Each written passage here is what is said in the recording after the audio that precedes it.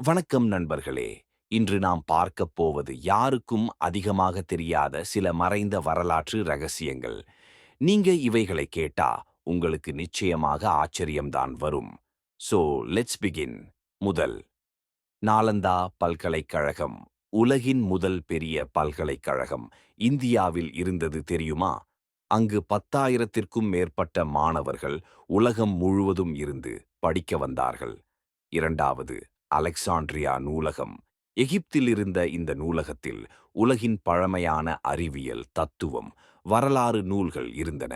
ஆனால் அது தீப்பிடித்து அழிந்தபோது ஆயிரக்கணக்கான ரகசியங்கள் என்றும் இழந்துவிட்டன.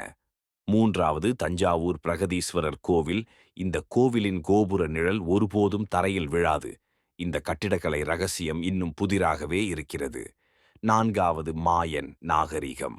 ஒரே இரவில் ஆயிரக்கணக்கான மக்கள் வாழ்ந்த நகரங்கள் காலியாகிவிட்டன.